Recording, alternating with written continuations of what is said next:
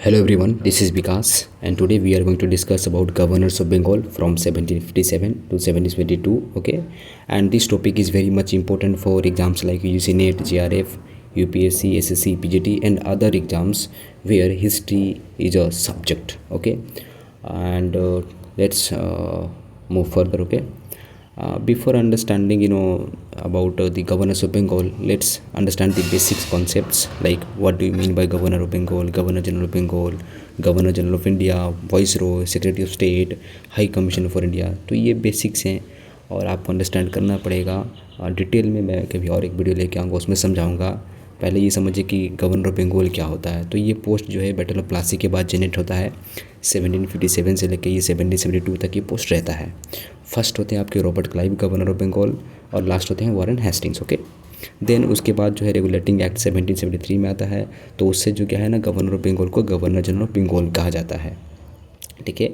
और ये पोस्ट जो है 1773 से 1833 तक रहता है। First governor general of Bengal की बात करोगे तो वॉरेन हेस्टिंग्स हैं, लास्ट बात करोगे तो लॉर्ड विलियम बेंटिक होते हैं।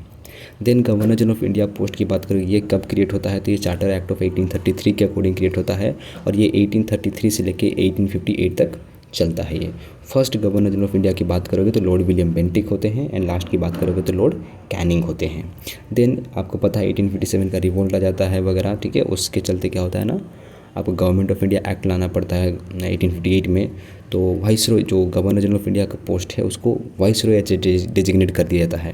तो वाइसरॉय का पोस्ट जो है जनरेट होता है 1858 में, ठीक है। और ये 1947 तक रहता है। फर्स्ट अगर बात करें कि वाइसरॉय कौन होता है तो लॉर्ड कैनिंग होते हैं और लास्ट जो वाइसरॉय होते हैं वो लॉर्ड लुई माउंटबैटन होते हैं, okay. Then secretary of state for India, ये पोस्ट जनरेट होता है आपको 1858 में ही गवर्नमेंट ऑफ इंडिया एक्ट के द्वारा, ओके। और ये 1947 तक रहता है। फर्स्ट की बात करोगे तो लॉर्ड एडवर्ड हेनरी स्टैनले जो कि 15th अर्ल ऑफ डर्बी है, ये रहते हैं हमारे secretary of state, okay.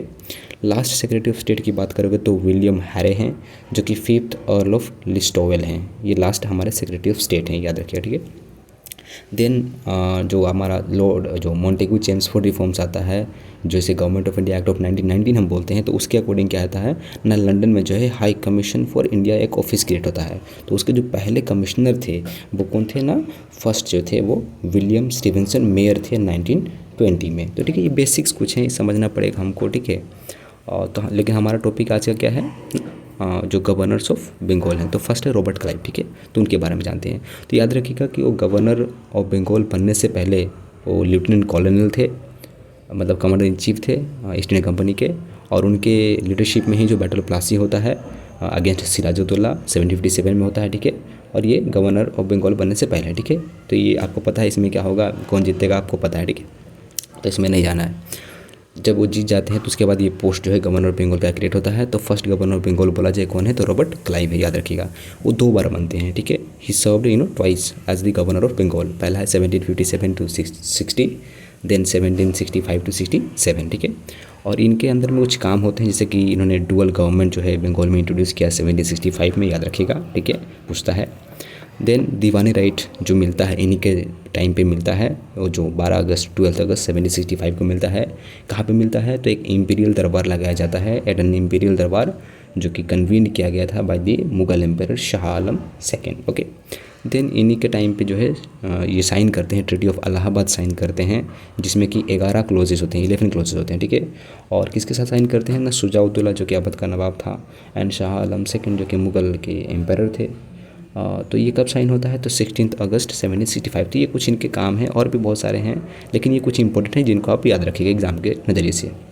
Then governors of Bengal की लिस्ट बात करते हैं तो रॉबर्ट क्लाइव तो नहीं थे, मतलब सिर्फ रॉबर्ट क्लाइव तो नहीं थे, उसके बाद भी कई और थे। तो याद रखिएगा पहले क्लाइव थे, 2 बार बने हैं, मैंने पहले ही बता दिया। पहला 1757 टू 60, देन 1765 टू 67, ठीक है।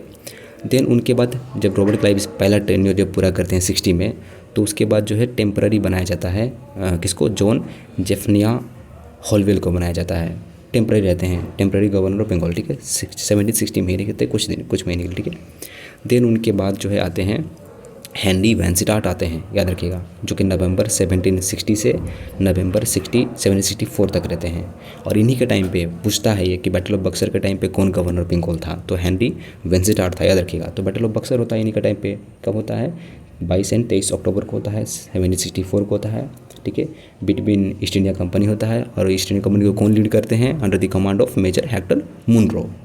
और अदर फोर्सेस कौन से होते हैं, कंबाइंड फोर्स होते हैं, किसके किसके होते हैं, तो मीर कासिम होता है जो कि बंगाल का नवाब है, सुजाउद्दौला है जो कि अवध का नवाब है, एंड शाह आलम सेकंड जो कि मुगल एम्परर है, और एक होता है कौन, बलबंत सिंह, राजा ऑफ बनारस होते हैं ये।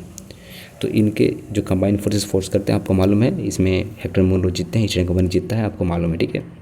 याद रखिएगा बलवंत सिंह जो है 1757 का टाइम पे क्या किसको हेल्प करता है, हाँ, इंग्लिश को हेल्प करता है, लेकिन यहाँ पे उलट गया बाजी, ठीक है।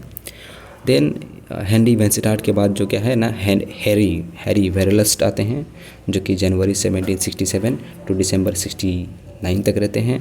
तो इनके अंडर में देखिए कुछ खास काम तो नहीं होता है, कुछ रिफॉर्मिस्ट मूवमेंट ये लेके आते हैं अंडर कंपनी में, लेकिन वो ज़्यादा कुछ काम करता नहीं है, और ये बाद में रिज़ाइन करके चले जाते हैं, ठीक है। इनके बाद जो है जॉन कार्टियर आते हैं, कब आते हैं, दिसंबर 1769 में आते हैं, और अप्रैल 1772 तक ये रहते हैं, ठीक है। और इन्हीं के टाइम पे आप बात करोगे तो फर्स्ट एंग्लो मैसूर वॉर होता है, क्या होता है, फर्स्ट एंग्लो मैसूर वॉर होता है, किसके टाइम पे पूछेगा, तो जॉन कार्टियर के टाइम पे होता है, ठीक है। और फर्स्ट एंग्लो मैसूर वॉर कब से कब तक होता है, 1767 टू 69 के बीच में होता है, किसके किसके साथ बीच में होता है, तो हैदर अली एक तरफ रहते हैं जो कि मैसूर के हैं, और कंबाइंड फोर्सेस अदर साइड में रहता है, जिसमें ईस्ट इंडियन कंपनी हो गया, मराठास हो गए, निज़ाम हो गए, और इसमें जो है हैदर अली की जीत होती है, and it ended with the treaty of Madras. और याद रखिएगा इन्हीं के टाइम पे है जो जॉन कॉटियर थे, गवर्नर ऑफ बंगाल हैं, उन्हीं के टाइम पे जो क्या है ना, बंगाल फेमाइन ऑफ 1770, जिसे कि मॉडर्न इंडिया का फर्स्ट फेमाइन कहा जाता है, वो हुआ था, ठीक है।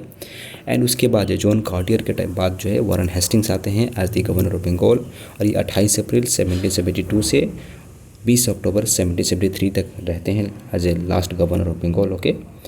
एंड इतना ही तक आज का था, ठीक है, क्योंकि गवर्नर्स ऑफ बंगाल का लिस्ट खत्म होता है। ये क्रोनोलॉजी आप याद रखिएगा, एग्जाम्स में पूछते हैं नेट में, तो क्रोनोलॉजी बहुत इंपॉर्टेंट हो जाती है।